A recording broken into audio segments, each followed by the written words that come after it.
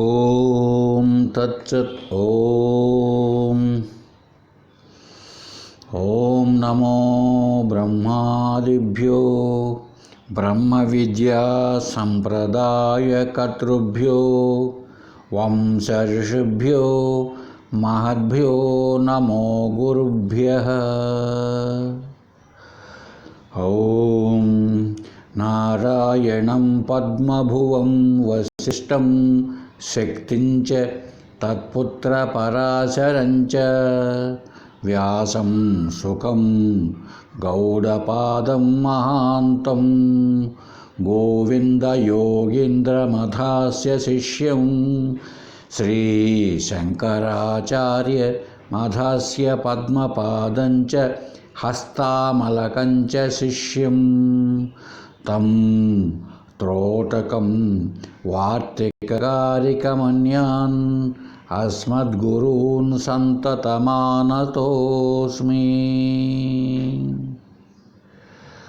ఓం యుక్తాహార విహారాయ వివిక్తస్థలవాసినే మలయాళయతేంద్రాయ బ్రహ్మనిష్ఠాయ తే నమః. ఓం సద్గురుం మద్గురుం నిత్యం విద్యానందయతీశ్వరం భజామి భక్తిభావేన భవబంధ విముక్తయే. హరి ఓం తత్సత్. సదాముక్తి సుధార్ణవం అనేటువంటి ఆధ్యాత్మిక అద్వైత ఈ గ్రంథంలో మనం నిన్నటికి 3వ తరంగం ముగించాం. చివరికి అధ్యాస అంటే కూడా ఏదో చర్చించుకున్నాం. ఇప్పుడు 4వ తరంగం దృఢీకరణ తరంగము, దృఢము చేసేటువంటి తరంగం. అలా ఆధ్యాత్మికము అనేటువంటిది ఒక సముద్రం లాంటిది. సుధార్ణవం అమృతం సముద్రం ఇది. దీంట్లో ఒక అల లాంటిది ఈ దృఢీకరణం. ఆత్మజ్ఞానం ఏమో కలిగింది, అంటే ఆత్మ నేనేనన్న విషయం తెలిసింది, కానీ ఇంకా దృఢం కాలే. అది వచ్చిన ఇబ్బంది. చాలామందికి మాకు ఆత్మ అంటే తెలియదు. ఎందుకు తెలియదండి? ఆత్మ అంటే నేనే కదా అంటాడు జీవాత్మ అనేవాడు కూడా. వాడు ఎంతసేపు ఎట్లా జీవాత్మనే ఆత్మ అనుకుంటూ ఉంటాడు. తర్వాత ఇంకా శాస్త్రాలు వింటారు, సత్సంగాలకు వెళ్తారు.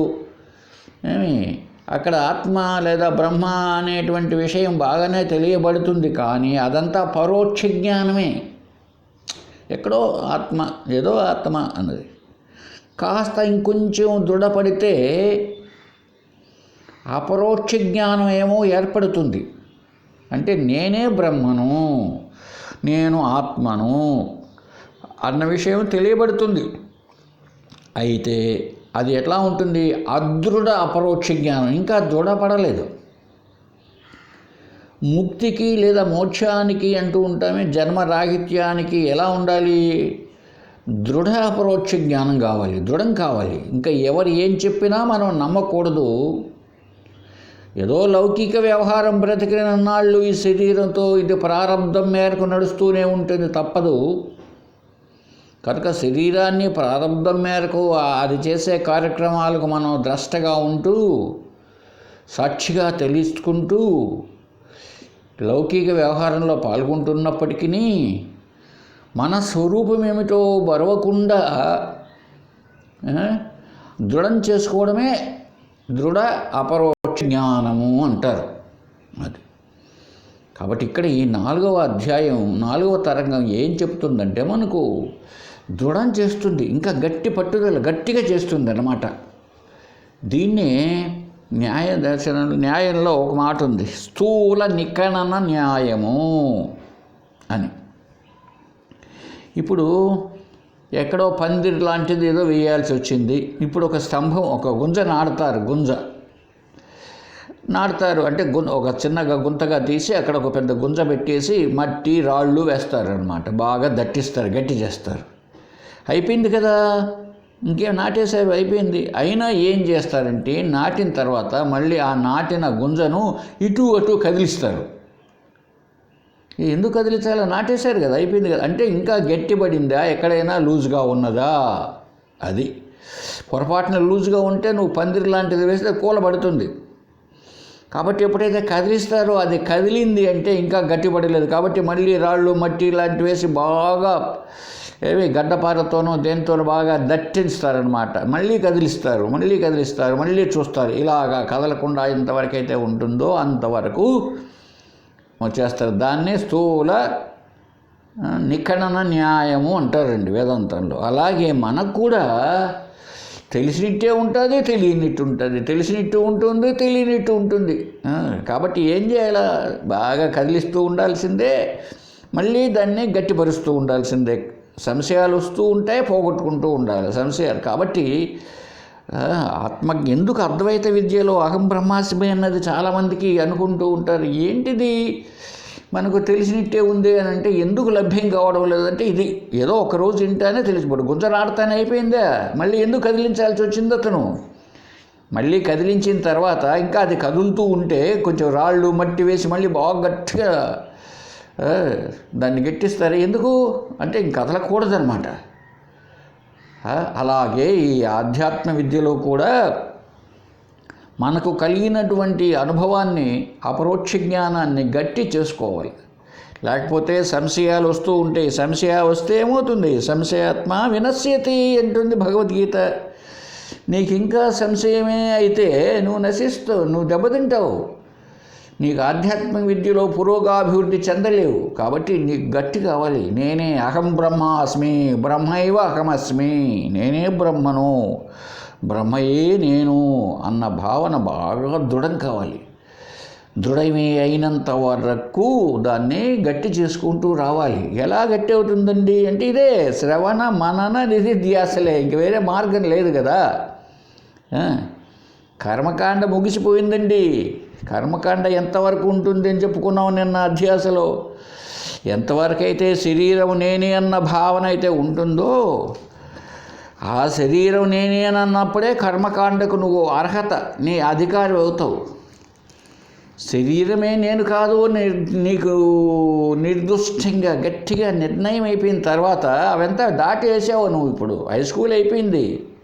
హై స్కూల్లో ఉన్నంత వరకు నువ్వు సైన్సు, సోషలు, తెలుగు, హిందీ, లెక్కలు, ఫిజికల్ సైన్సు, న్యాచురల్ సైన్స్ ఇవన్నీ చదివావు, అయిపోయింది. ఇప్పుడు పోస్ట్ గ్రాడ్యుయేట్కి వెళ్ళావు. ఇప్పుడు నీకు అవసరం లేదు, అన్ని సబ్జెక్టులు నీకు అవసరం లేదు.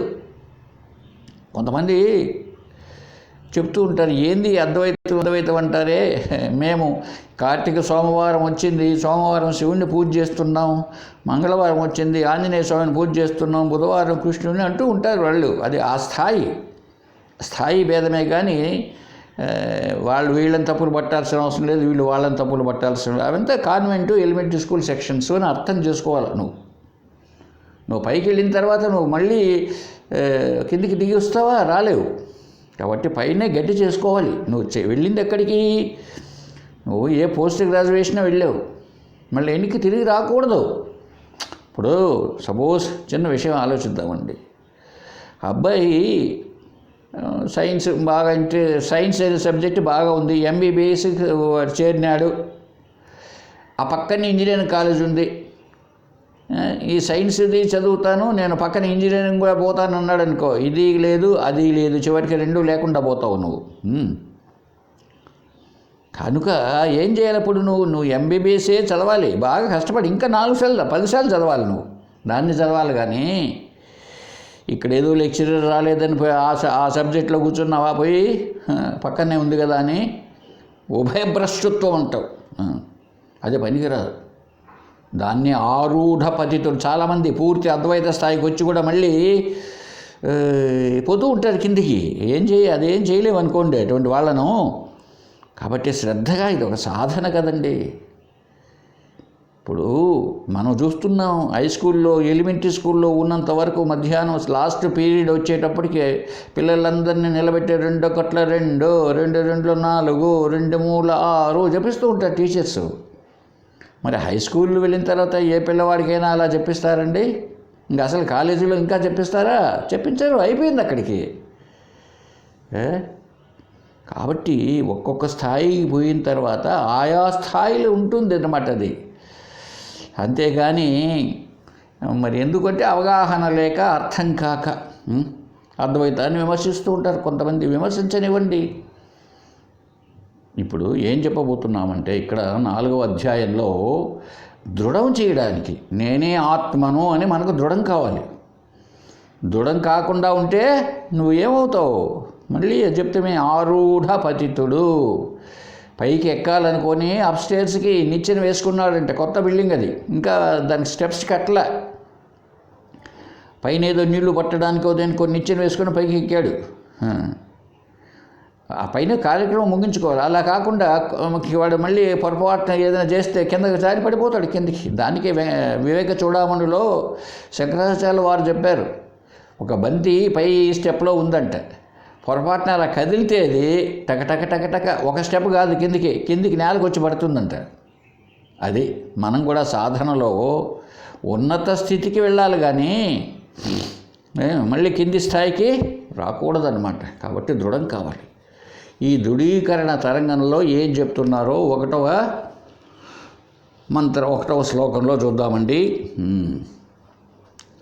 ఆత్మాన పశ్యతి న ముంచతి నా అవృణోతి న ఆయాతి నాటతి న కుప్యతి న శృణోతి నోత్కంఠతే న కురుతే న విముచ్యతే న బ్రూతే న శామ్యతి కృంతతి నో పునాతి. ఎత్తుకుంటూనే 1వలో ఈ ఆత్మను గురించినటువంటి విషయం చెప్తున్నాడు. ఆత్మ లక్షణాలు. అసలు ఆత్మకు లక్షణాలు లేవు అనుకోండి, ఏ గుణాలు లేవు, అయినా కూడా ఉన్నాయనే మనం అర్థం చేసుకుంటూ తర్వాత అధ్యారోప అపవాదం కనుక ముందు ఉన్నాయని తెలియాలి. నిన్నే అధ్యాసలో చెప్పుకున్నామే, ఆత్మ అనాత్మ వివేకం చేయవలసి వచ్చినప్పుడు ఆత్మను గురించి విచారణ చేయాలి, ఆత్మ కాని దాని గురించి కూడా విచారణ చేయాలి అని చెప్పుకున్నాం. కనుక ఆత్మ అంటే ఏంటి ముందు దృఢంగా తెలియాలి. ఆత్మాన పశ్యతి, ఆత్మ దేనిని చూచుట లేదు. చూడండి, ఎందుకో దానికేం కళ్ళు లేవు.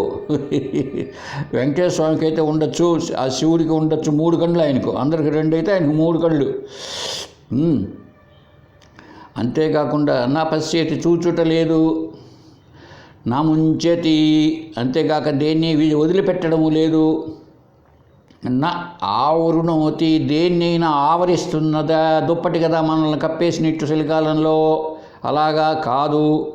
నా ఆయాతి అది ఎక్కడో ఆ తిరుపతి కొండపై నుంచి అలివేలు మంగాపురం పోతుందా దిగి అలా రావడం లేదు, వచ్చేది కాదు, అది సంచారం చేసేది కాదు. నా కుప్యతి కోపగించుకోవడం లేదు, నా శృణోతి వినేది కాదు, నా ఉత్కంఠతే అది ఏదైనా కోరుతుందా, నా సహతే దేన్ని సహించడం అన్న మాట లేదు, శాంతిగా ఉండడం అన్నది లేదు. నా విముచ్యతే ఏదో అంతా వదిలిపెట్టేసి పోయేది కాదు. నా బ్రూతే నా శామ్యతి శమించడం శాంతిగా ఉండేది కాదు. అది అంటే దేన్ని కూడా అది పవిత్రం చేయడం లేదు అని చెప్పడం జరిగిందండి. భావం 1వ శ్లోకానికి. ఆత్మ అంటే దేన్ని చూసేది కాదు, చూచేవి కళ్ళు. ఆత్మకు శరీర అవయవాలు లేవు, ఆత్మ వదలటం లేదన్నాడు. వదిలేది పెట్టేది చేసేది ఏదైనా ఒకటి ఆకారం ఉంటే, మంచి సుడిగాలిలో ఇరకపోయినావు అనుకో, గాలి నిన్ను వదిలిపెట్టదు. ఎక్కడో నిప్పుల్లో మంటల్లో పడినా పట్టుకోను, నిప్పు నిన్ను వదలదు. అలా కాదు ఇది. అది ఆత్మను అందువలన ఏది కూడా ఆవరించటం లేదు. ఏదో అజ్ఞానం అనేది వచ్చి జ్ఞానేన ఆవృతే జ్ఞానం అని చెప్పి అజ్ఞానేన ఆవృతం జ్ఞానం అని చదువుకున్నాం భగవద్గీతలో. అజ్ఞానం ఆవరించిందయ్యా, అజ్ఞానేనావృతం జ్ఞానం తేన ముహ్యంతి జంతవ భగవద్గీత. ఈ జంతువులంటే మనమే, ప్రాణులందరికీ జ్ఞానం అజ్ఞానం చేత ఆవరించబడి ఉన్నది అన్నాడు. అయితే ఆవరించబడినట్లుగా ఉన్నది, నిజంగా ఆవరించి కాదు. ఏమండి, ఇప్పుడు ఈ ఒక దుప్పటి చలికాలంలో మనల్ని అంతా శరీరం అంతా ఆవరించి ఉన్నది అన్నాం అనుకోండి, అది ఆవరించి ఉంటే మళ్ళీ పోదు. అది ఊరికినే అలా ఉండబట్టే మనకంటే వేరుగా తీసేస్తే పోతున్నది. అలాగే ఉంది ఇది. ఆత్మను కూడా అజ్ఞానం నిజానికి ఆవరించే ఉంటే, కలిసిపోయి ఉంటే, పూర్తిగా తాదాత్మ్యత చెంది ఉంటే మళ్ళీ ఎక్కడికి పోతుంది అది? ఇప్పుడు పాముకు దాని చర్మం అలాగే ఉంది, మన చర్మంలాగా ఉండిపోయింది అనుకోండి, అప్పుడు అది కుబుసం వదలడానికి వీలు లేదు. కాదు కనుకనే ఒక్కొక్క కాలంలో అది కుబుసాన్ని వదిలిపెడుతున్నది. కాబట్టి ఆత్మ అన్నది ఏదో ఉంది, అజ్ఞానం వచ్చి కప్పేసింది. అయితే ఎందుకు చెప్తున్నారయ్యా మరి శాస్త్రంలో 3 రకాలుగా ఆవరించి ఉండాలనే? ఎలాగా? ధూమేనావృతం, ఆ దుమ్ము వచ్చి అద్దాన్ని ఆవరించినట్లు, నిప్పును బూడిద ఆవరించినట్లు, తర్వాత గర్భములో పిండములో ఉన్న అబ్బాయిని మావి ఆవరించినట్లు అని చెప్పుకున్నాం కదా భగవద్గీతలో. అట్లా లేదండి. అంతేకాకుండా నా ఆయాతి, అది వచ్చేది కాదు. ఏదో చేస్తే, ఏదో పొందితే, ఏదో పని చేస్తే, నెలకు పొడుగునా చేస్తే జీతం వచ్చినది, లేకపోతే రోజంతా పని చేస్తే కూలి వచ్చినది, అలా వచ్చేది కాదు. చూసారా? అది ఎక్కడికో ప్రయాణం చేసేది కాదు. మనమైతే ఇక్కడి నుంచి నేను తిరుపతికి ప్రయాణం చేస్తా, శరీరం ఉంది కాబట్టి. అది అంతటా వ్యాపించి ఉండేది. ఎక్కడికి పోతుంది, ఎక్కడికి ప్రయాణం చేస్తుంది? నా కుప్యతి, కోపగించుకోవడం లేదు. కోపం దేని లక్షణం? మనసు లక్షణం. కామ, క్రోధ, లోభ, మోహ, మద, మాత్సర్యాదులు. ఆత్మ అన్నది మనసు కాదు కాబట్టి దానికేం కోపం? అది కేవల జ్ఞానమే. అది ఆకారం ఎక్కడుంది దానికి? కాబట్టి కోపగించుకోవడం లేదు. నా శృణోతి, వినడం లేదు. చూసారండి? దానికేం చెవులు ఉంటే వింటుంది. వినైతే ఏంటివి? చెవులు. శ్రోత్రేంద్రియాలు వింటున్నాయి. ఆత్మ అన్నది శ్రోత్రేంద్రియము కాదు. ఆత్మ అన్నది శ్రోత్రేంద్రియము కాదు. శ్రోత్రేంద్రియము దేని చేతనైతే పనిచేస్తున్నదో, ఈ చక్షురింద్రియాలు ఏ చైతన్యము చేతనైతే చూడగలుగుతున్నాయో, ఈ రసనేంద్రియం నాలుక ఏ చైతన్యము లేదా ఏ జ్ఞానముతో తాను రుచులను తెలుసుకుంటూ ఉన్నదో, ఈ మనస్సు ఏది ఏ చైతన్యము ఏ జ్ఞానం, ఏ తెలివి, ఏ ఎరుక ఉంటే ఇది సంకల్ప వికల్పాలు చేస్తున్నదో అదండి ఆత్మ. కాబట్టి అది చూసేది కాదు, అది వినేది కాదు. కాబట్టి అంతేకాకుండా అది ఏ కోరికలు లేదు దానికి. దేన్ని కూడా కావాలని కోరేది కాదు. కావాలని కోరడం బుద్ధి, మనసు, వీటి లక్షణం. శాంతిగా ఉండాలనుకోవడం లేదు. శాంతిగా ఉండాలనుకునేదండి ఇది కూడా అంతే. మనసు, ఇంద్రియాలు ఇవంత అంతేకాదండి. దేనిని ఛేదించుట లేదు. ఇది కూడా వచ్చింది మనకు ఇంతకుముందు. అదేదైనా ఒక ఆయుధం అయితే దేన్నైనా నరుగుతుంది. కత్తి అయితే దాన్ని పోయి నరుగుతుంది. అలా ఒక ఆకారంతో ఉండేది కాదు ఆత్మ. అంతేకాకుండా దేనినైనా శుభ్రం చేసేది, పవిత్రం చేసేది కాదు. ఫెనాయిలు లేకపోతే అదేదో చేతులు కడుక్కుంటామే, ఇట్లాంటి డెట్టాల్ లాంటివి అయితే శుభ్రం చేస్తాయి. అదే ఆత్మ అలాంటిదేం కాదు ఏమండి. అంతేకాదు, బ్రహ్మను గురించి ఉపనిషత్తులు ఏం చెప్తున్నాయి? ఏకమేవ అద్వితీయం, ఉన్నది ఒకటేనయ్యా, రెండవది లేదు.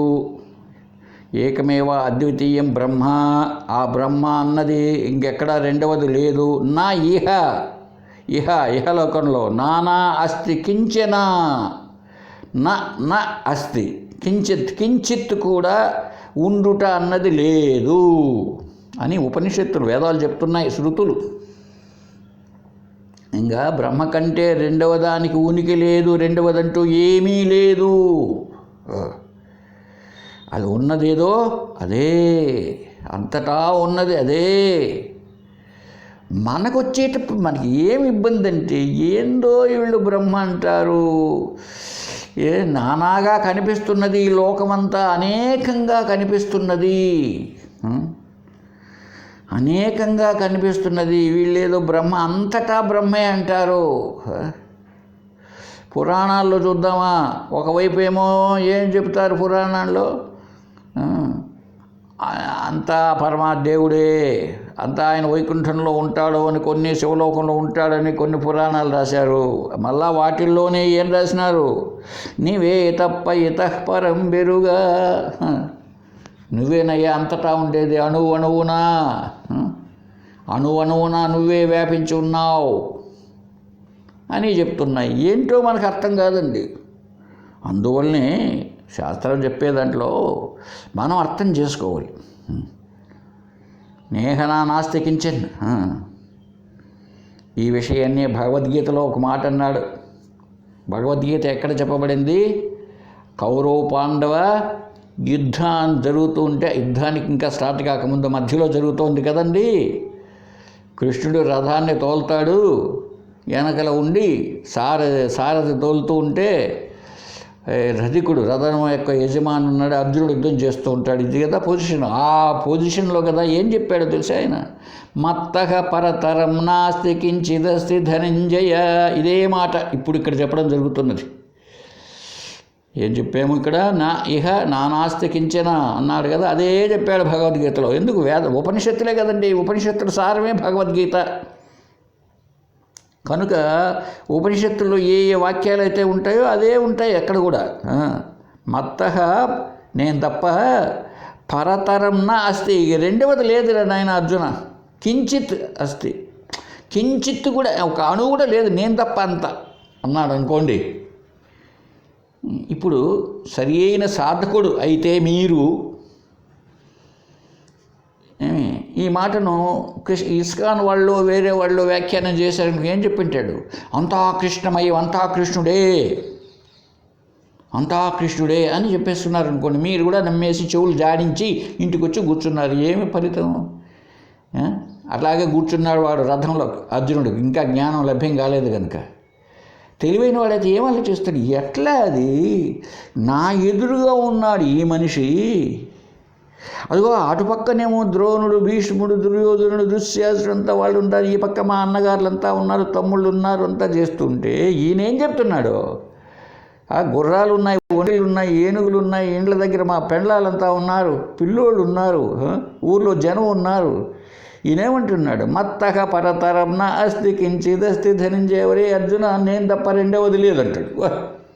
ఆకాశంలో సూర్యుడు ఉన్నాడు, ఆకాశంలో గాలి ఉంది, నేల ఉంది, ఏంది ఇది అని ఏమన్నా అడిగాడు చూడండి భగవద్గీతలో ఒక్కసారి అన్న.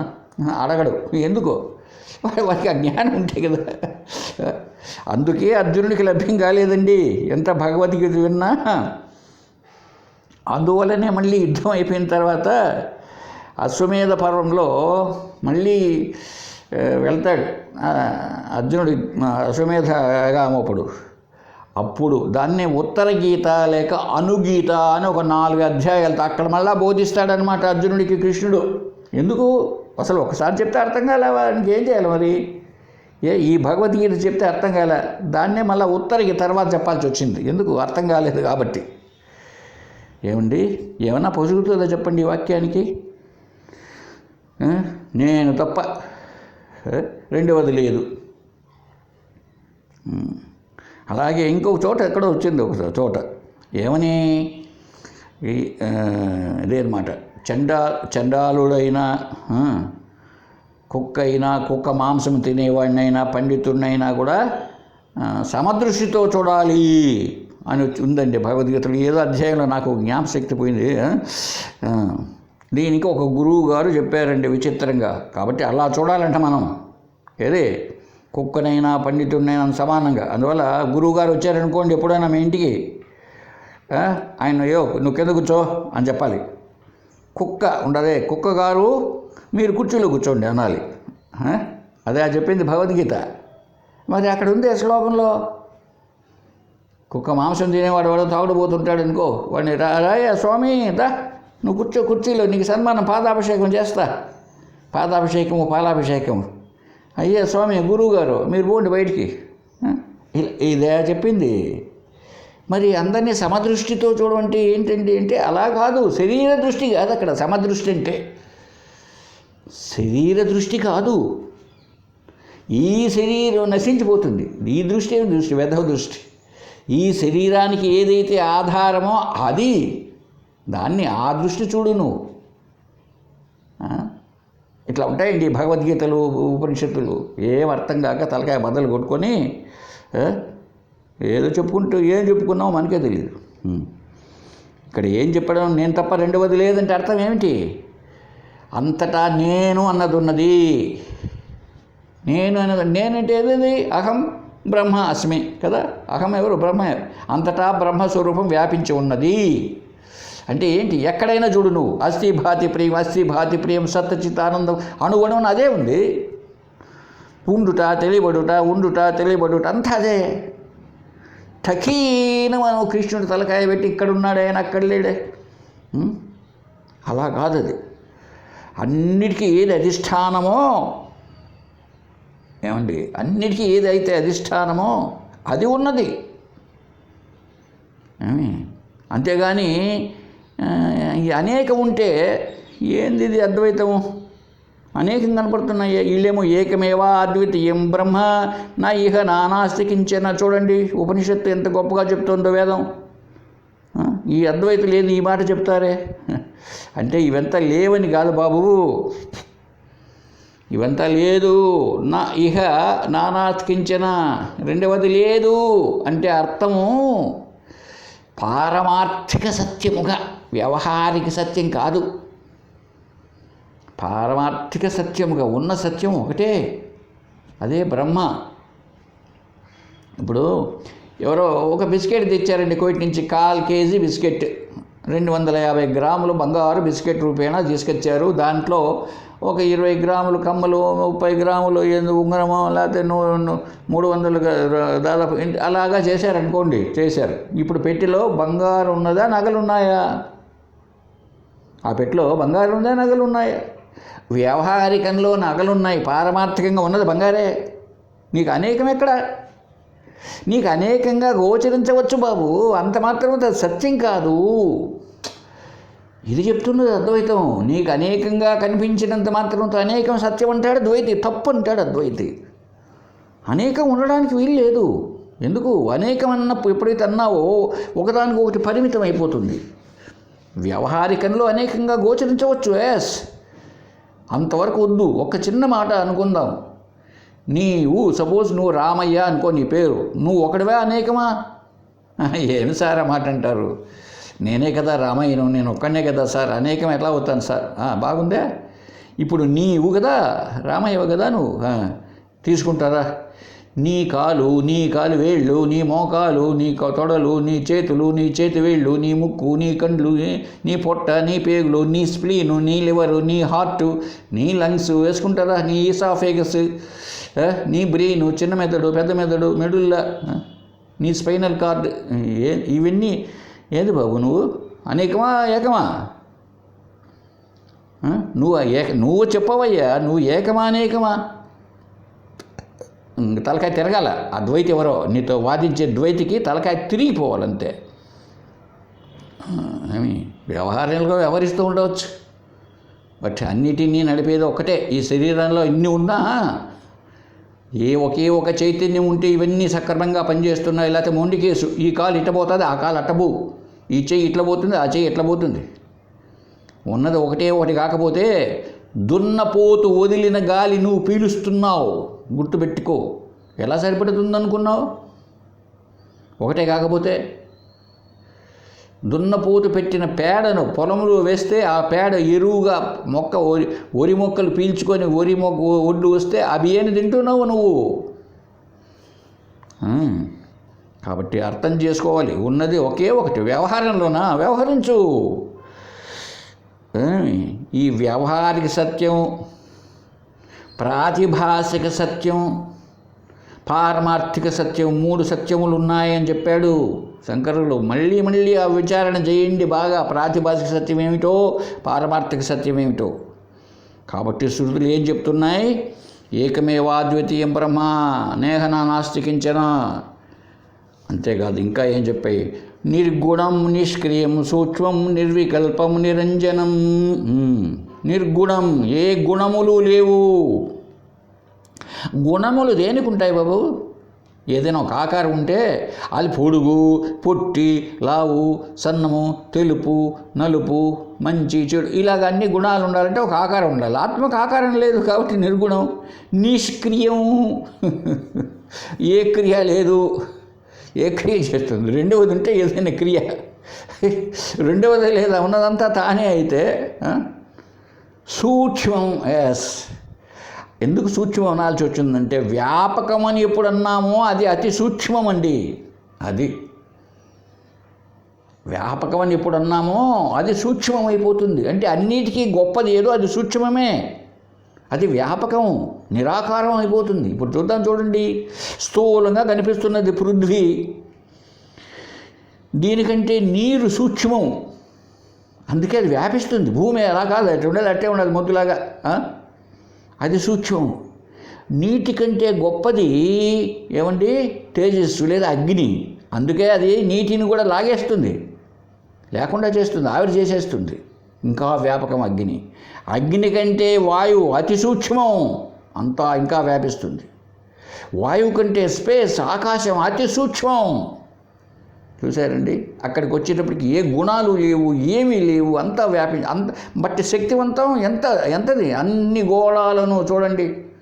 ఒక్కసారి ఈ నక్షత్రాలు మొత్తం సృష్టి అంతా కూడా ఆకాశంలో ఉంది అంటే ఎక్కడి నుంచే, వైకుంఠము, కైలాసము, ఇవన్నీ ఆకాశంలోనే, స్పేస్లో, అతి సూక్ష్మం అది. కాబట్టి పరమాత్మ ఆకాశంలాగా. అందుకే రాముడికి, కృష్ణుడికి ఆ రంగు పెట్టారంటే ఆ రంగుతో ఎక్కడన్నా మనుషులు ఉంటారేమో చూడండి. నలుపు, తెలుపు, ఎరుపు కొంచెం ఎలా ఉండొచ్చేమో కానీ ఆ బ్లూ రంగుతో ఎక్కడన్నా మనిషిని చూశారండి మీరు? మరి ఈ నీలమేఘ శ్యామ ఏంది అది? రాముడికి, కృష్ణుడికి చూడండి, ఒక్కొక్క చోట శివుడు కూడా పెట్టారు ఆ రంగే. ఏంటిది? సముద్రం దగ్గర పోతే నీళ్లు బ్లూ రంగుతో కనపడతాయి, ఏంటిది? ఆకాశం అనేది ఏమీ లేదు, బ్లూ రంగుతో కనపడుతుంది, ఏంటిది? ఏమన్నా చదువుకున్న వాళ్ళకైతే అర్థమవుతుంది. ఎప్పుడైతే సర్వవ్యాపకం, సప్తరంగులు 7 రంగుల్లో అతి వ్యాపకం చెందేది బ్లూ రంగు కలర్, అది అందుకే అది వ్యాపకం, ఆ రంగు ఉంచేశారు. సరే, ఇదంతా అంతరార్థం. మనకు అర్థం చేసుకుంటే వాళ్ళు అర్థం చేసుకుంటారు, బాగుపడతారు. నిర్గుణం, నిష్క్రియం, సూక్ష్మం, నిర్వికల్పం, ఇంకా వికల్పాలే లేవు, ఒకటే స్థితిలో ఉంటుంది. ఎప్పుడు సంకల్పం ఉంటుందో వికల్పం ఉంటుంది, వికల్పం ఉంటే మళ్ళీ సంకల్పం చెయ్యాలా అనేటప్పటికి వద్దా, చేద్దాం అనేటప్పటికి వద్దు, ఇవన్నీ ఉంటూ ఉంటాయి సంకల్ప వికల్పాలు. నిరంజనం, అంజనం అంటే మురికి, మచ్చ, మురికి లేనిది అంటే శుద్ధమైనది. రెండవది ఏదైనా కలిస్తున్నప్పుడే ఏర్పడుతుంది. చూసారండి, ఎంత శృతుల్లో, ఉపనిషత్తుల్లో ఉంది. ఇంకొక ఉపనిషత్తు ఏం చెప్తాను చూడండి. అజాతం, అభూతం, అప్రతిష్టం, అనామం, అగోత్రం, అశిరస్కం, అపానిం, అపాదం, అస్నిగ్ధం, అలోహితం, అప్రమేయం, అహ్రస్వం, అదీర్ఘం, అస్థూలం, అననుహు, అనల్పం, అపారం, అనిర్దేశం అని అసలు బ్రహ్మను గురించినటువంటి విషయం ఈ మహోపనిషత్తులో గొప్పగా చెప్పబడింది. అజాతం, అది పుట్టినది కాదు. ఆత్మ పుట్టినది కాదు. పుడితే ఏదైనా ఒకటి ఉంది అంటే అది పుట్టి ఉండాలి. ఒక ఆకారంతో ఉందంటే ఇప్పుడు ఒకప్పుడు పుట్టి ఉంటేనే, పుట్టింది చావక తప్పదు. కాకపోతే కొంతమంది పురాణాల్లో ఆంజనేయ స్వామి చచ్చిపోలేదు, అట్టే ఉన్నా అంటే ముసలాయనగా ఒక 5 మంది ఉన్నారు. వాళ్ళు ఎవరో అశ్వత్థామ, ఆంజనేయుడు, చెట్టులంతా, ప్రహ్లాదుడు, వీళ్ళంతా ఏమో ఉన్నారు, ఒక 5 మంది. ఇవంతా పురాణ భాష, అది కాదు. ఆత్మకు పుట్టుక లేదు. ఏదైనా ఒక ఆకారం ఉంటే అది పుడుతుంది. ఎట్లా ఉంటుంది? ఆభూతం, పంచభూతాలకు చెందినటువంటిది ఏది కాదు, ప్రాణి కాదు.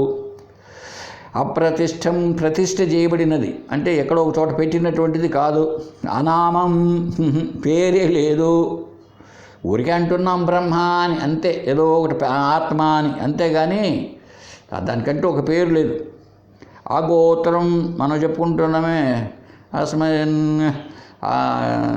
ఎక్కడో అర్చనకు పోయినప్పుడు కాశ్యప గోత్రోద్భవస్య, కాశ్యప గోత్రం జాతినటువంటి వాడిని శంకరాజ వెంకట సుబ్రహ్మణ్య నామధేయస్య మమ అనుకోయా అనుకో మమ సకుటుంబస్య అది కూడా పోనిచ్చి ఒకటేసారి చెప్పచ్చు. ఒక ఇంట్లో తన భర్త భార్య ఒక 2 పిల్లలు కలిసిపోయాడు గుడికి అనుకోండి, ఆ మాట అయినా ఇచ్చు అనమాట. ఒకరికే ఆ యజమాని చేసి ఆయనే అర్చన ఆయనకే చెప్పచ్చు. అయ్యా అనుకో నువ్వే సకుటుంబస్య కుటుంబంతో సహా ఎంతమంది ఉంటారని అట్లా చెప్తే డబ్బులు ఎక్కువ రావు కదా ఆయనకి. అందువల్ల ఆ ప్రతి పిల్లవాడు సంఖలో ఉన్న పిల్లవాడి దగ్గర కూడా ఏం పేరు నాయన నీ పేరు, ఏదో పలాని సాయిబాబా నామధేయస్య, నీ పేరమ్మా నీ పేరు గంగోత్రి నామధేయస్య, అందరికి చెప్తాడనమాట. అబ్బా ఈ వినే ఆయన చూసి అందరికీ ఓహో మనందరికీ ఏం చెప్పాడు ఆయన, ధర్మార్థ కామ మోక్ష ఫల సిద్ధ్యర్థం చెప్పాడు. లేకపోతే ఆయురారోగ్య ఐశ్వర్యాభివృద్ధ్యర్థం అనేటప్పటికీ అబ్బా మనందరి పేరుతో చేసినాడు రా నాయనా. ఇదండి గోత్రం. విచిత్రంగా ఉంటుంది ఆ కర్మకాండం చూస్తూ ఉంటే నవ్వు వస్తూ ఉంటుంది. ఏం చెప్తాడు ఆయన, ఏం చెప్పేది ఎవరికి తెలియదు. ఆ గోత్రం విచిత్రంగా ఉంటుంది. అసలు మన మతాన్ని కూడా వచ్చి మనం అనుకోవడం తప్పు అయినా కూడా ఒకసారి నా అనుభవంలో చెప్తున్నా. 35 ఏళ్ళ క్రితం మా ఊరికి దగ్గరలోనే ఆ చెయ్యేరు అని ఉంది. అక్కడ ఒక దేవాలయం ఉంది, బుగ్గ దేవాలయం అని. దాదాపు 35 ఏళ్ళు అయింటుందండి. అక్కడ పోతూనే కార్తీక సోమవారం పోతూ ఒకసారి ఎందుకు పోయాను అక్కడికి. సార్ అర్చన చేయమంటారా అన్నాడు. సరే ఎంత ₹2 ఇవ్వండి సార్ అన్నాడు. మంచిదేనా మీ గోత్రము పేరు చెప్పమన్నాడు. ఎంతసేపు ఏం చెప్తున్నాడంటే ఓం కేశవాన ఓం నారాయణ ఓం మాధవాన ఓం గోవిందాన ఓం విష్ణువేన ఓం మధుసూదన ఓం త్రికృష్ణ వామనాన ఓం మళ్ళీ ఓం కేశవాన ఓం నారాయణ అదే చెప్తున్నాడు అనమాట. మళ్ళీ ఆ పదే ఆచమనం జయించి ఇంక వేరే చోటుకు పోలే. కనీసం కార్తీక సోమవారం అర్చన చేసేది శివలింగం ఉంది, కనీసం ఓం శివాన ఓం మహేశ్వరాన ఓం సంభవే నమ ఓం పినాకినే నమ ఓం శశిశేఖరాయ అలా కనీసం అది కూడా లేదు. అష్టోత్తర శతనామాలు కూడా లేవు. నాకే విసుగు అనిపించి మళ్ళీ అయిపోయిన తర్వాత చెప్పా, అయ్యా స్వామి నువ్వు ద్రోహం చేస్తున్నావు, బాగా నేర్చుకోవయ్యా.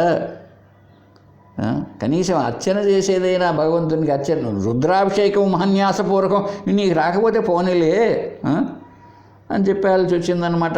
ఏదో అది గడిచిపోతుంది. మనమేమనుకుంటుంటామండి, మనం ఇక్కడ మాట్లాడుకుంటూ ఉంటాం, అక్కడ ఆయన అర్చన చేసుకుంటూ ఉంటాడు. మనం చెప్పేసినలా ఇప్పుడు మన పేరు గోత్రం చెప్పేసినలా. అందువల్ల పక్కన ఆమెను చూసి ఏమ్మా అక్క ఈ చీర ఎంత తెచ్చావు అని, సరే ఈ మగవాళ్ళు అయితే ఏమయ్యా నీ ఆఫీస్లో ఎట్లెట్టుంది, ఏమైనా టేబుల్ కింద చేపెడుతున్నావా లేదా, ఎంత సంపాదించావు, ఎన్ని సైట్స్ కొన్నావు, వీళ్ళు మగోళ్ళు. ఇది భక్తి. ఆ చివరికి ఆయనేమో పూజారి గారు ఎక్కువ డబ్బులు ఇచ్చాడు, ఆయన కావాల్సిన వాడు కాబట్టి ఆయనకు 2 టెంకాయ చిప్పలు ఇచ్చాడు, మనకు 1 ఇచ్చాడు. అప్పుడే మనలో అది చూసామా అనుకుంటూ ఉంటాం మనం. ఇది బిజినెస్. అదే అండి గోత్రం. ఆ శిరస్కం తల లాంటిది కాదు. అపానం కాళ్ళు లేవు ఆ స్వామికి, ఆ పరమాత్మకు. అపాదం కాళ్ళు లేవు, అపానం చేతులు లేవు, కాళ్ళు లేవు. చూసారండి. అలోహితం లోహం కాదు. అప్రమేయం తెలియబడినది కాదు. చూడండి, ప్రమ అంటే జ్ఞానం, జ్ఞానానికి లభ్యమయ్యేది కాదటండి ఆత్మ. అప్రమేయం జ్ఞానానికి లభ్యం కావాలి. అయితే ఏమవుతుందో చెప్పండి, అక్కడ ఏ జ్ఞానము, ఈ విషయ జ్ఞానం లేదా ఈ కన్ను ముక్కు నోరు చెవి చెప్పేటువంటి ప్రత్యక్ష ప్రమాణాల జ్ఞానం లేదా అనుమాన ప్రమాణం, షడ్విధ ప్రమాణాలకు సంబంధించిన జ్ఞానం దానికి అందదు. ఎందుకో తెలుసండి, ఇది ఏదైతే ప్రమేయముగా నీకు తెలియబడుతూ ఉంటుందో అదంతా నశిస్తుంది. అది అప్రమేయం. అందువల్ల జ్ఞానానికి లభ్యమై ఉన్నది కాదు, నీకు తెలియబడినది కాదు. తెలియబడిందల్లా నశిస్తుంది. ఒక ఆయన తెలియబడ్డాడు అనుకోండి, ఆయన కొన్నేళ్ళు పోతే ఉండడు. ఒక ఊరు తెలియబడింది, ఆ ఊరు లేకుండా పోతుంది. కొద్ది రోజులు పోతే, కొన్నేళ్ళు పోతే, ఎప్పుడో ఒకప్పటికి. ఏ విషయమైనా అంతే. అందుకు పరమాత్మను ఏమన్నారు? అప్రమేయం, తెలియబడువాడు కాదు. అంతేకాదండి, ఇంకా దాంట్లో విచిత్రం ఏమిటంటే, చిన్న సూక్ష్మంగా ఆలోచిద్దాం మనం. ఎందుకు తెలియబడినది కాదంటే అది నీవే. అది ఎవరో? పరబ్రహ్మ ఎవరో? ఆత్మ ఎవరో? నీవే. నీవే నీకు తెలియబడినదే. నేను పిచ్చివాడే చెప్తావు. అప్పుడు అర్థంలో చూసి నిన్ను నువ్వు అర్థం చేసుకోలే కానీ నేను ఉన్నాను అని దేంతో తెలుసుకొని చెప్తున్నావయ్యా నువ్వు ఉన్నావా లేదా? ఉన్నాను సార్, నేనున్నాను. ఎట్లా కళ్ళతో చూసావా? చెవులతో విన్నావా? నాలుగుతో ఏమైనా చూసావా? నాకే నువ్వు ఉన్నట్టు. మనసుతో ఆలోచించావా? నువ్వు ఉన్నట్టు ఏమైనా? నో, నేననేది ఉంటేనే ఆలోచన ఉంటే నేను కాదు. నేనన్నది ఉంటేనే నా చూచేది బయటికి, చూచి తెలుసుకునేది కాదు. నేననేది ఉంటేనే చెవుల ద్వారా బయటిది తెలియబడుతున్నది. కనుక నేను బ్రహ్మ గనక మిగిలినవన్నీ తెలియబడచ్చు, కానీ నాకు నేను ఎలా తెలియబడతా? నాకు నేను తెలియబడాల్సిన క్వశ్చన్ లేదండి, అసలు అవసరం లేదు. చూడండి, ఒక్కసారి బాగా ఆలోచించండి, ఈ పాయింట్స్ బాగా పట్టుకోవాలి మనం. ఆత్మను చూచేయాలని ఎవరన్నా అన్నాడా? వాడు అమాయకుడు, అజ్ఞాని. ఎందుకు? ఆత్మ అనేది నేను చూచాను అని ఎవడంటున్నాడు? చూచానంటే ఇంకొక చోట ఎక్కడో చూచాడు. ఆ చూచిన వాడు ఆత్మ, కానీ ఆ చూసింది ఏది? జ్ఞానం. అంతేగాని చూడబడినది కాదు ఆత్మ. చూడబడినది ఆత్మ కాదు. ఎందుకు? ఎత్త దృశ్యం తన్నస్యం అని వేదం చెప్తున్నది. ఏది కనిపిస్తుందో అంటే ఏదైతే తెలియబడుతుందో అది నశించిపోతుంది. అది ఎలా పరమాత్మ అవుతుందండి? మరి ప్రహ్లాదుడు నరసింహస్వామిని చూసి ఈ కథలు చెప్పగాకయ్యా, ఇవన్నీ పురాణాలు ఎందుకు చెప్పినాయో అర్థం చేసుకోవాలి.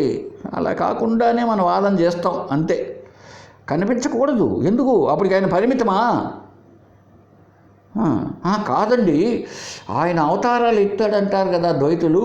ఆయనే కృష్ణ అవతారం ఎత్తినాడు, రామ అవతారం ఎత్తాడు, ఉన్న పరమాత్మే. ఎస్, నీవు కూడా, నీ అవతారం కూడా ఆయనే. నువ్వు కూడా ఆయన అవతారమే. కుక్క కూడా ఆయన అవతారమే. ఏమండి? కుక్క కూడా ఆయన అవతారమే. నక్క కూడా ఆయన అవతారమే. నేల ఆయన అవతారమే. ఆకాశం కాదని ఎవరయ్యా బాబు? నువ్వేం చెబుతున్నావంటే ఆయనే పరమాత్మ అవతారం అంటున్నావు. నీవు పరమాత్మ అవతారమే. నీ కాలు పరమాత్మ అవతారమే. నీ ముక్కు అంతే అవతారం. సముద్రం దగ్గర పోయి చూడు, నీళ్ళు ఏ అవతారం ఎత్తున్నాయి? అలల అవతారం ఎత్తున్నాయి, సముద్రం అవతారం ఎత్తున్నాయి, బుడగల అవతారం ఎత్తున్నాయి, తేమ అవతారం ఎత్తున్నాయి, చినుకుల్లాగా చుక్కలుగా అవతారం ఎత్తున్నాయి లేదా? ఏదే? ఒకటే అనేకమా? ఆ పెట్టెలో చూడు, ఇంతకుముందు చెప్తే పెట్టా, బంగారు నగలు పెట్టుకుంటే పెట్టా. ఆ బంగారే నెక్లెస్ అవతారం ఎత్తింది, బంగారే కమ్మల అవతారం ఎత్తింది, బంగారే ముక్కుబొడికి అవతారం ఎత్తింది, బంగారే వడ్డాణ అవతారం. ఎందుకు? ఆ బంగారు తీసేసి నువ్వు అనొచ్చు, చేసిన వాడినే ఆ బంగారు తీసేసి నెక్లెస్ చేయమను. అందువలనే పరబ్రహ్మయే సృష్టికి అభిన్న నిమిత్త ఉపాదాన కారణం అని చెప్పినాం. వేదాంత బోధ వినండి మళ్ళీ ఒక్కసారి వెనక్కి వెళ్ళి. పరబ్రహ్మమే, ఆత్మయే, జ్ఞానమే అభిన్న నిమిత్త ఉపాదాన కారణం. నిమిత్త కారణము ఆయనే, ఉపాదాన కారణము పరబ్రహ్మయే సృష్టికి అనే విషయం బాగా డీటెయిల్డ్గా ఉంది. సరే, బాగుంది. కనుక ఆత్మ అప్రమేయం, ఇది తెలుసుకోవాలి ముందు. ఆత్మ తెలుసుకోదగింది కాదు. అయితే ఇప్పుడు మరి ఇన్ని చదువుకుంటున్నాం కదా సార్, మీరు చెప్తున్నారు, పొద్దు పని లేక మేము కూడా వింటున్నాం. రోజుకు 15 మంది వింటున్నాం, లేక 10 మంది వింటున్నాం. ఏంటి ఇంత లోకంలో? కాబట్టి తెలియకపోతే ఎందుకు సార్ ఇదంతా తెలుసుకోవాలా అంటారు. తెలుసుకోవాల్సింది ఏంటంటే, ఇప్పుడు నా ఇతి చూసారా, ఇది కాదు అని తీసేసేది తెలుసుకుంటున్నావు నువ్వు. దాన్ని తెలుసుకోవాల్సిన పనిలే. దేన్నైతే ఇంతవరకు నువ్వు సత్యం అనుకుంటున్నావో అది తీసేసే విషయం తెలుసుకుంటున్నావు. ఇన్ని పదాలు చెప్పాను చూడు బాబు, ఒకసారి మళ్ళీను వేదం ఏం చెప్పిందో ఆత్మ విషయంగా, అజాతం అది పుట్టినది కాదు. చూడు అన్నిటికీ, అభూతం, అప్రతిష్టం, అనామం, అగోత్రం, అశిరస్కం, అపాణిం, అపాదం, అస్నిగ్ధం, అలోహితం, ఏం చెప్పినాం బాబు? దేవుణ్ణి చెప్పింది మేము. అది ఫలాన్ని కాదు, అది తెలియబడినది కాదు, అది కాళ్ళు లేనిది, అది చేతులు లేనిది, అది గోత్రం లేనిది, అది పేరు లేనిది. అంతా తీసేస్తూ ఆపోజిట్ వర్గంలో చెప్పామే కానీ ఇది ఫలానా అని చెప్పడానికి వీలు లేదు. ఈ పదాలన్నీ ఎట్లా వస్తున్నాయి చూడు, బాగా అర్థం చేసుకో. అపరమేను అహ్రస్వం, చూడండి తర్వాత పదం, అది పొట్టిది కాదు, అదీర్ఘం, అది పొడుగ్గా లేదు, అస్థూలం, స్థూలము కానిది, అణువు కానిది, అనల్పం, అల్పము కానిది, అపారం, దాటశక్యము కానిది, అనిర్దేశ్యం, నిర్దేశించను వీలు పడనిది, ఇది ఇలాగా ఉంటుంది అని చెప్పడానికి వీలే లేదు. చూసుకోండి, ఇంతగా చెప్పింది ఉపనిషత్తు ఆత్మను గురించి. అనిర్దేశం, నిర్దేశింపడానికి వీలే లేదంటే. ఏదైనా కొన్ని గుణములు, కొన్ని విశేషణాలు ఉంటే ఏమండి దాన్ని మనం నిర్దేశించవచ్చు. ఇదేనయ్యా, ఇది బ్యాగ్, సంచి, సామాన్లు తెచ్చుకోవచ్చు, దానికి కొన్ని లక్షణాలు ఉన్నాయి, దాంట్లో కొన్ని వస్తువులు పడతాయి, తీసుకొని పోవడానికి. కాబట్టి కొన్ని లక్షణాలతో చెప్పచ్చు. అది అలక్షణం, ఏ లక్షణాలు లేవు, ఎట్లా నిర్దేశిస్తావు? కనుక మనం ఎట్లా తెలుసుకోవాలి? ఇద్దరనే తెలుసుకోవాలి. ఆత్మ కాదు. ఈ విషయంగా ఒకసారి తమాషగా వచ్చి ఇంతకుముందు ఎప్పుడో చెప్పినట్టు గుర్తు. ఒకడు, మళ్ళీ చెప్తానండి ఈరోజు మళ్ళీ, ఒక యజమాని దగ్గర ఒక సేవకుడు ఉన్నా అంటే,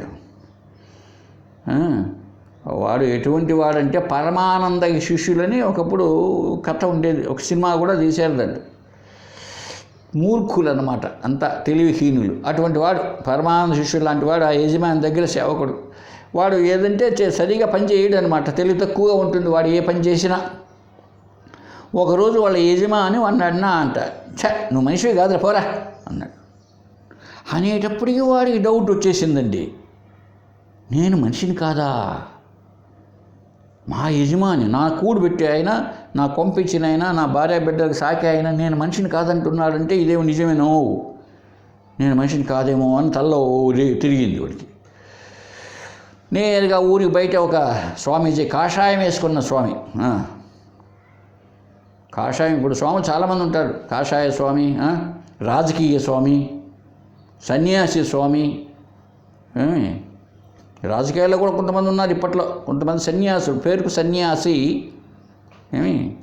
న్యాసం చేసినవాడు, అంతా వదిలిపెట్టినవాడు సన్యాసి. ఇప్పుడు వాళ్ళు ఏం లేదు, రాజకీయాలుగా, ముఖ్యమంత్రులుగా, ఎమ్మెల్యేలుగా, ఎంపీలుగా అంతా బ్రహ్మాండమైన స్థాయిలో ఉన్నారు. వాళ్ళు కూడా మనలాగా, మనమే గృహస్థులు వదిలిపెట్టిన వాళ్ళు, మనం వదిలిపెట్టాం, వాళ్ళు ఏం వదిలిపెట్టారు? ఏం వదిలిపెట్టింది లేదు. సరే, ఆయన దగ్గర పోయాడు ఈ సేవకుడు.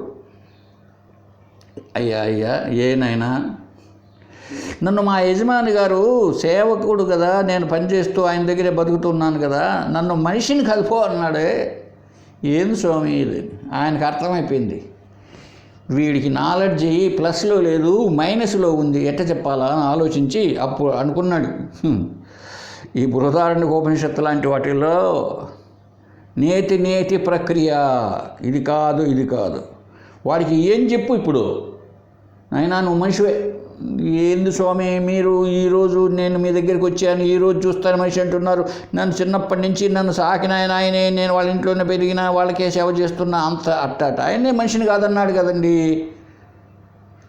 అంటాడు వాడికి ఎట్టి సమాధానం చెప్పాలి ఇప్పుడు? అందువల్ల చెప్పాడంట, ఏమని?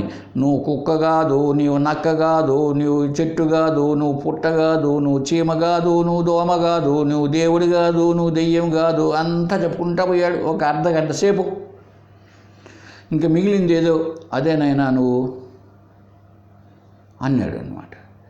వీడు ఆలోచిస్తూ పోయాడు. ఇవన్నీ కాకపోతే నిజంగానే నేను కాను కదా, నేను కుక్కనట్టు అవుతాను, నాకు 4 కాళ్ళు ఉండే, రెండే కాబట్టి నేను కుక్క కాదు, మనిషి కాదు అని కదా అనింది ఆయన. నేను నక్క నెట్టవుతా, నక్క అయితే అక్కడెక్కడో శ్మశానాల దగ్గర అక్కడెక్కడ ఉండాలి, నేను ఊళ్ళో ఉండాను, అయ్యగారి ఇంట్లో ఉన్నానే. నక్కకు తోక ఉంటుంది, నాకు తోక ఎక్కడిది లేదే. నేను సింహము కాదు, నేను సింహం ఎట్లవుతా, నాకు జూలు ఉండద్దు ఏదే. గడ్డం అంటే పెరిగింది అనుకో. ఈ మధ్య కరోనాలో షాపులన్నీ మూసేసేటప్పటికి సింహం అయితే అది ఎప్పుడు మీద పడి వేటాడి మాంసం తినాలి కదా. నేను ఆ పని చేయడం లేదే. కరెక్టే, నేను సింహం కాదు. నేను చెట్టు కాదు, చెట్టు అయితే పొడుగ్గా పైకి ఉండాలా, పండ్లు కాస్తా, కాయలు కాయాలి. నేను ఏం కాయలు కాస్తా, కాబట్టి నేను చెట్టు కాదు. అలాగా వాడు బాగా మనం చేస్తూ పోయాడండి, ఆలోచిస్తూ చివరికి వాడికి అర్థమైంది నేను మనిషినే అన్నది అర్థమైపోయింది. చూసారండి. కాబట్టి ఈ పద్ధతి అంతటా వ్యాపించిన దాన్ని ఏం చెప్పాలి ఇప్పుడు? మనం ఏ స్థాయిలో ఉన్నాము? నేను శరీరాన్ని నేనే స్థాయిలో ఉన్నాం. దానికోసం ఇంత రామాయణం చెప్పాల్సి వస్తుంది నేను పోగొట్టడానికి. శాస్త్రం ఎంత చూడండి, ఎంత మన ఇండియన్ ఫిలాసఫీ అని సర్వేపల్లి రాధాకృష్ణన్ గారు రాశారండి. ఒక 5 భాగాలు, ఆ తెలుగులో కూడా అనువాదం ఉంది. చాలా గొప్ప. అసలు మన హిందూ మతంలో మనం పుట్టడమే ఎంతో గర్వించదగిన విషయం అనమాట. ఇండియన్ ఫిలాసఫీ చూడండి ఎంత గొప్పగా ఉంది. నువ్వు నమ్ము అన్నదండి, నువ్వు నమ్ము, పైన ఉన్నాడు దేవుడు, కానే కాదు. ఎంత సమంజసంగా చెప్తుందో. అలాగా మనం ఆత్మను అర్థం చేసుకోవాల్సిందే. ఎందుకు చెప్పారు అన్నది కాదు. వాడు ఒకసారి కూడా, ఇంతకుముందు కూడా ఒకసారి చెప్పాను. ఒక ఆయన వాళ్ళ పిల్లవాడు, ఒక 10 ఏళ్ళ పిల్లవాడు మంచంలో పడుకొని ఉన్నారట. ఒక రాత్రి పూట కల వచ్చింది ఆ పిల్లవాడికి. పులి వచ్చి మీద పడినట్టు అని పడుతూనే వాడు బేరని లేచేసాడు పైకి. నానా పులి వచ్చిందన్నాడు. పులి లేదు గిలి లేదు పడుకోరా అన్నాడు అనుకో, తెలివి తక్కువ తండ్రి. వచ్చి నా మీద పడుతూ ఉంటే నువ్వు పులి లేదంటావు, నువ్వు ఏమి నాన్నవు అంటాడు వాడు. ఇంకా ఏడుపు మొదలుపెట్టి, లేదు ఇలా పనుకోరా, పులి లేదు, రాలేదు, ఏం లేదు, పనుకోన్నా. ఏంది నాన్న, వచ్చి మీద పడింది, ఇప్పుడు నువ్వు కన్ను తెరిచి చూసి స్టార్ట్ అంటాడు. మంచం కిందనో ఆ మూలనో ఆ బొట్ట ఉన్నది, బొట్ట వెనకాలనో ఎక్కడో ఉంటుంది నాన్న, మీద పడింది నిజం నాన్న అంటాడు వీడు. అంతే, ఎంత చెప్పినా వాడు ఒప్పుకోడు. ఇప్పుడు వాడికి సరైన సమాధానం ఏం చెప్పాలి? నిజమేరా, పులి వచ్చి ఉన్నది, ఏదో పక్కన కట్టె ఉంది కదా, కట్టెతో 2 ఏట్లు కొడతానే పారిపోయింది. అబ్బా నాన్న, నువ్వు నీకు భలే శక్తి నాన్నో అంటాడు వాడు. అప్పుడు పడుకొని నిద్రపోతాడు. చూశారండి. కాబట్టి ఈ బోధనా విధి చాలా ఇంపార్టెంట్. గుడ్డిగా ఉండకూడదన్నమాట. ఇంతకు ఏం చెప్తున్నాం? ఇది అస్థూలం, అనల్పం, అపారం, అనిర్దేశ్యం. ఇలా నిర్దేశించడానికి వీలు లేదు. ఆత్మను గురించి చెప్పడానికే వీలు లేదు. ఏమండి, అది ఇదే విషయాన్ని ఆదిశంకరులు వివేక చూడామణిలో ఒక చోట చెప్పాడండి. చూడండి, న జాయతే నో మ్రియతే న వర్ధతే న క్షీయతే నో వికరోతి నిత్యః విలీయమానేపి వపుష్యముష్మిన్ నలీయతే కుంభైవాంబరం స్వయం. అద్భుతమైన శ్లోకం చెప్పారండి వివేక చూడామణిలో 136 శ్లోకంలో.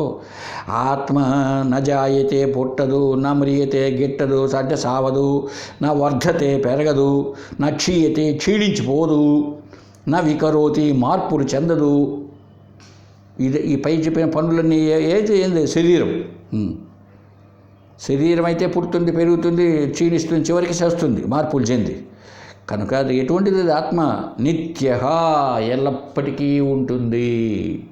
ఇక్కడ అద్వైతంలో మనకు ఒక సౌలభ్యం ఏమిటంటే అండి, ఈ శరీరం అంతా ఇలా మారిపోతుంది అనుకోండి, పుట్టింది, పెరిగింది, నశిస్తుంది అని మనకు తెలుస్తుంది కదా.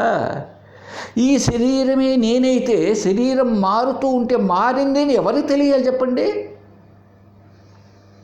ఇప్పుడు ఒకప్పుడు కాళ్ళు నొప్పులే లేవు, బాగా పరిగెత్తుతూ ఉన్నా, ఇప్పుడు వచ్చేసిందంటే ఆ పాతది స్ఫురణ ఉంది కదండి.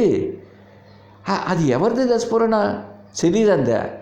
శరీరానిది అయితే శరీరం మారిపోయింది కదా. ఇప్పుడు రమ్మంటే వెనకలది ఎలా వస్తుంది? ఇప్పుడు మారిపోయిన శరీరంలో నాకు ఇప్పుడు యవ్వనం కావాలా, బాగా 25 ఏళ్ళ నుండి కావాలి అంటే వస్తుందా? రావడం లేదే. మరి ఆ జ్ఞానం అలాగే ఉందే. చూడండి, అన్ని పనులు, అన్ని కర్మలు, అన్ని అవస్థలు మారుతూ ఉన్నా మారకుండా ఏదో ఒకటి ఉన్నదే. ఆ ఉన్నట్టు నీకు జ్ఞాపకం ఉందా? స్మృతిలో ఉన్నదా? స్ఫురణలో ఉన్నదా? ఆ స్ఫురణ ఏదైతే అది, ఆ స్మృతి, ఆ జ్ఞానం, అదే ఆత్మ. చూసారండి ఎంత గొప్ప సిస్టము.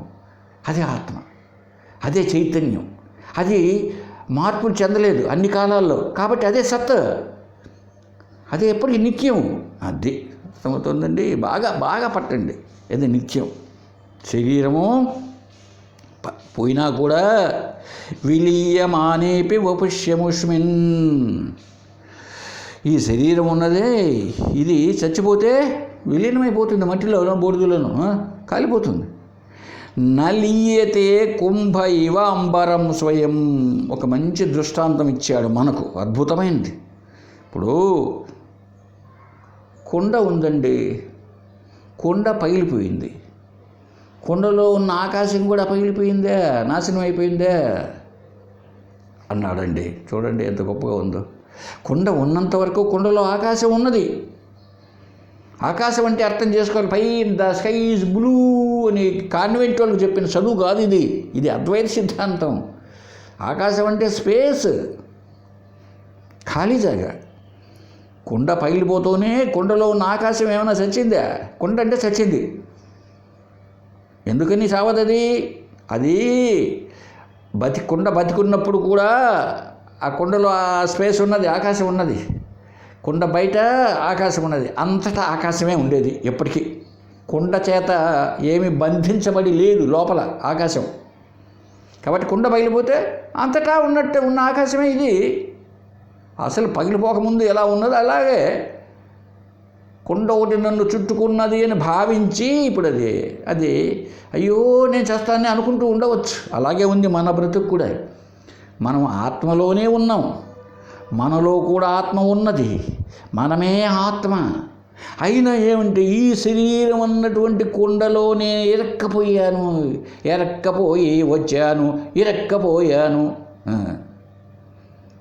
అలా ఇరక్కపోయినామేమో. ఇప్పుడు కొండ పాత పడిపోతుంది రోజు రోజుకు. దేని దుంపదగా ఏనాడు పగులుతుందో టప్ అని పగిలిపోతుంది ఈ కొండ పగిలిపోతానే, నేను పోతానేమో అని చస్తున్నాం, ఏడుస్తున్నాం, మొత్తుకుంటున్నాం. అన్ని కొండలను చూసి పక్క కొండలను, మన కొండకు బతుకు కూడా అంతే కదా అని. అరే నీ దుంపదేగా, నువ్వు కొండ కాదయ్యా బాబు. కొండకు ఆధారమైన ఆ స్పేస్, నీ చుట్టూ కొండ ఆకాశమే ఉన్నది. కొండ అనే ఆ పెంకుల్లో కూడా ఆకాశం ఉన్నది.